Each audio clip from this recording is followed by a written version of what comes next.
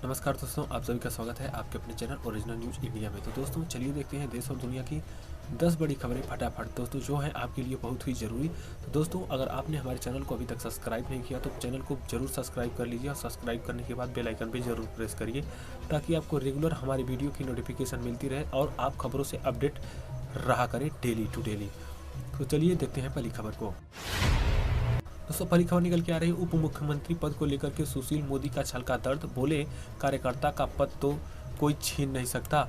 दोस्तों ये सुशील मोदी जो कि उप मुख्यमंत्री रह चुके हैं नीतीश की सरकार में, उनका दर्द जो है छलका है और उन्होंने कहा है कि बिहार में नई सरकार के गठन के मद्देनजर कई महत्वपूर्ण बैठकें आयोजित की गई हैं। इस बैठक के लिए भाजपा ने रक्षा मंत्री की पूर्व पार्टी अध्यक्ष चुनाव पर्यवेक्षक नियुक्त किया गया था। बैठक के बाद राजनाथ सिंह ने लगभग सभी पदों की जानकारी तो दे दी, लेकिन उप मुख्यमंत्री पर चुप्पी साध गए। दोस्तों वह जब उनसे यह सवाल किया गया कि उप मुख्यमंत्री पद पर कौन रहेगा तो वो पूरी तरह से चुप्पी साध गए। अब राजनाथ की चुप्पी के बाद बिहार में पूर्व मुख्यमंत्री जो है नीतीश कुमार और उप मुख्यमंत्री जो है सुशील मोदी ने भी अपनी चुप्पी तोड़ी है। उन्होंने कहा है कि भाजपा एवं संघ परिवार ने मुझे 40 वर्षों से राजनीतिक जीवन में इतना प्यार दिया है कि शायद किसी दूसरे को नहीं मिला होगा। आगे भी जो जिम्मेदारी मिलेगी उसका निर्वहन करूंगा। कार्यकर्ता का पद तो कोई छीन नहीं सकता।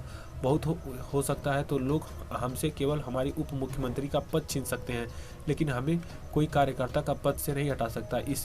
इससे पहले उन्होंने ट्वीट करके तारकिशोर प्रसाद को बीजेपी विधानमंडल दल का नेता और रेणु देवी को उपनेता चुने जाने पर भी बधाई दी। वहीं उन्होंने इस पद को लेकर गिरिराज सिंह ने बड़ा बयान दिया है। उन्होंने कहा है कि आदरणीय सुशील मोदी जी, आप नेता हैं, उप मुख्यमंत्री का पद आपके पास था, आप भी आगे भी आप भाजपा के नेता रहेंगे। पद से कोई छोटा या बड़ा नहीं होता है।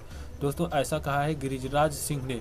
तो दोस्तों गिरिराज सिंह ने ये जो बात कही है उस पर उन्होंने खुद भी कहा कि भाजपा जो है रीट्वीट किया है। सुशील कुमार मोदी ने, भाजपा एवं संघ परिवार ने मुझे 40 वर्षों से राजनीतिक जीवन में इतना प्यार दिया है कि शायद किसी दूसरे को नहीं मिला होगा।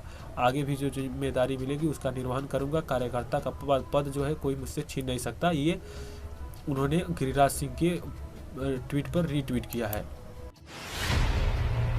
दोस्तों चलिए देखते हैं अगली खबर को। दोस्तों अगली बहुत बड़ी खबर निकल के आ रही है। शिवानंद तिवारी ने कहा है कि महागठबंधन के लिए घातक साबित हुई है कांग्रेस।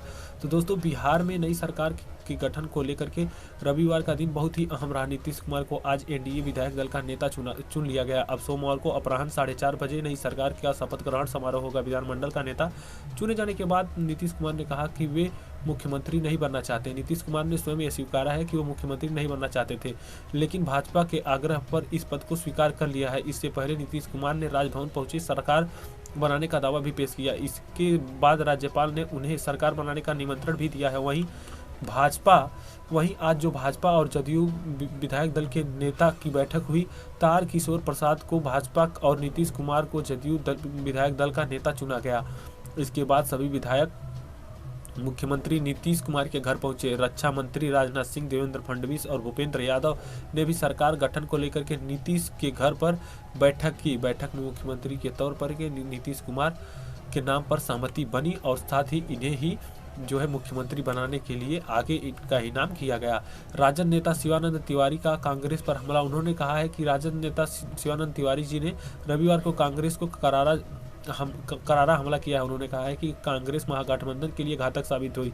उन्होंने कहा है कि कांग्रेस ने चुनाव में 70 उम्मीदवार उतारे थे, लेकिन 70 सार्वजनिक रैलियां भी नहीं की। राहुल गांधी 3 दिन के लिए आए, प्रियंका नहीं आई। जो बिहार में अपरिचित थे वे यहाँ आए, यह सही नहीं था। इसी वजह से जो है उन्हें इस हार का सामना करना पड़ा। राज्यसभा सांसद राकेश सिन्हा ने तारकिशोर और रेणु को दी है विदाई, रेणु देवी को बधाई दी है। राज्यसभा सांसद राकेश सिन्हा ने तारकिशोर प्रसाद और रेणु देवी को ट्वीट करके बधाई दी। उन्होंने लिखा है कि विधानमंडल का सर्वसम्मति से नेता चुना जाने के बाद तारकिशोर जी को हार्दिक बधाई देता हूँ। वहीं एक ट्वीट करते हुए उन्होंने लिखा कि समाज के हाशिए से राजनीति से एक कदम रख करके आगे बढ़ते हुए बिहार विधानमंडल का उप नेता चुने जाने पर श्रीमती रेणु जी की बहुत बधाई देता हूं और ये इसी तरह से अग्रसर रहें अपने काम करने के लिए। गिरिराज सिंह ने रेणु जी को भी बधाई दी है। उन्होंने कहा है कि रेणु देवी को बिहार विधानमंडल की उप नेता चुना जाने पर बधाई देता हूं। उन्होंने ट्वीट करते हुए लिखा है कि अति साधारण परिवार से आने वाली श्रीमती रेणु जी को विधानमंडल का उप नेता चुने जाने पर बहुत बहुत बधाई। आप आधी आबादी के साथ साथ पिछड़े एवं वंचितों का नेतृत्व करती हैं। आप भाजपा की उस समाज की आवाज़ बने और मैं इसके लिए आपको शुभकामनाएं देता हूं।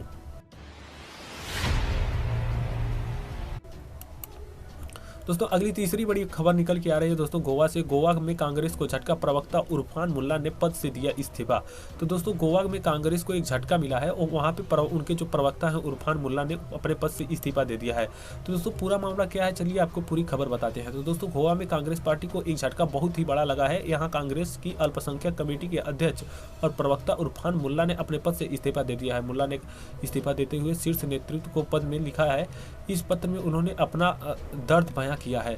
तो दोस्तों पूरा उसमें उन्होंने यही कहा है, मुल्ला ने सोनिया गांधी को पत्र में लिख करके कहा है कि कांग्रेस संगठन दिशा और नेतृत्व की कमी से ग्रस्त है और गोवा में पार्टी के पुराने नेता निर्णय लेने में बुरी तरह से विफल रहे हैं। इसी वजह से मैं इस पद को छोड़ रहा हूं और आगे मैं पार्टी से मिलकर के काम कर सकूंगा या नहीं, इसकी कोई संभावना नहीं है।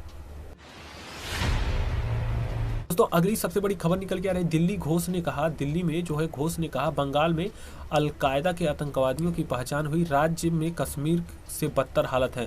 तो दोस्तों उन्होंने कबूल किया है कि बंगाल में जो है अलकायदा के आतंकियों की पहचान हुई है। राज्य में बंगाल जो राज्य है वहाँ पे जहाँ पे ममता बनर्जी की सरकार है वहाँ की कश्मीर से भी बदतर हालत हो गई है। ये कौन कहा है? दिलीप घोष ने कहा है अपने बयान में। तो दोस्तों पूरी खबर क्या है चलिए आपको बताते हैं। पश्चिम बंगाल में भाजपा के प्रमुख ने राज्य सरकार पर बड़ा हमला बोलते हुए कहा है कि बंगाल में आतंकियों और राष्ट्र विरोधी लोगों को का अड्डा बन चुका है। साथ ही कहा कि बंगाल में हालत कश्मीर से भी बदतर बन चुकी है और इसके लिए जरूरी है कि भाजपा की सरकार यहाँ पे बने। दिल्ली घोष ने रविवार को उत्तरी 24 परगना जिले के बारानगर में भाजपा के एक कार्यक्रम के बाद पत्रकारों को बात करते हुए आरोप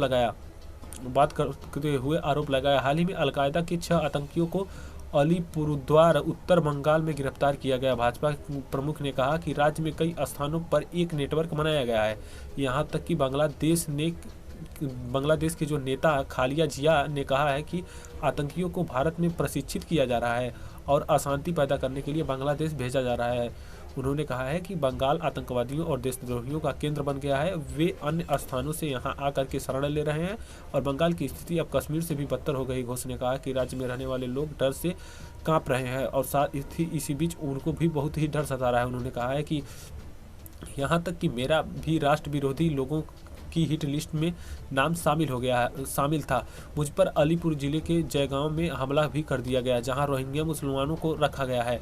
यदि घटना के वीडियो को ध्यान से देखते हैं तो आप उनमें से उनके दिखावे के माध्यम से पहचान सकते हैं कि वे बंगाल से नहीं हैं और उनका पहनावा और उनका रंग ढंग भी इसी तरह से दिख रहा है कि वो बंगाल के पुराने रहने वाले नहीं हैं या फिर वो इनकी मातृभूमि नहीं है, वो रोहिंग्या मुसलमान हो सकते हैं। घोष ने कहा कि पश्चिम बंगाल में रोहिंग्या मुसलमानों और अन्य घुसपैठियों को प्रचुरता है जिन्होंने मुख्यमंत्री ममता बनर्जी की तृणमूल कांग्रेस टीएमसी को अपना वोट दिया। उन्होंने कहा है कि यह बहुत ही चिंताजनक है कि कुछ राजनीतिक दल आतंकवादियों और असामाजिक तत्वों को शरण दे रहे हैं, वो भी वोट के लिए। हालांकि भाजपा नेता ने राज्यों के लोगों पर विश्वास व्यक्त किया कि उन्हें किस पार्टी को वोट देना चाहिए। भले ही अन्य सभी दल सामूहिक रूप से भाजपा के खिलाफ चुनाव लड़ रहे हैं, लेकिन वहां की जनता को ये निर्णय लेना होगा कि उसे किस पार्टी को वोट देना है। तो दोस्तों जो AIMIM के अध्यक्ष असुद्दीन ओवैसी की पश्चिम बंगाल में अगला चुनाव लड़ने की घोषणा कर दी है, पर घोष ने कहा है कि कई चीज़ें हो सकती हैं, कई राजनीतिक दल यहाँ आ सकते हैं, चुनाव लड़ सकते हैं। इसके बाद भी कोई फर्क नहीं पड़ता है भाजपा को। हमारी पार्टी ने चुनाव कराने की में अच्छा माहौल रखा है और साथ ही उसके पास इतना सामर्थ्य भी है। उन्होंने कहा है कि बंगाल में लगभग 45% लोगों ने भाजपा को वोट डाले हैं और उन्होंने ये भी अपना जो है विचार व्यक्त किया कि उन्हें पूर्ण रूप से यह विश्वास है कि उनकी पार्टी सरकार। दोस्तों अगली बड़ी खबर निकल के आ रही है वाशिंगटन में हजारों ट्रंप समर्थक व उग्रवादी गुट के लोग सड़कों पर उतरे, हिंसक टकराव से टला।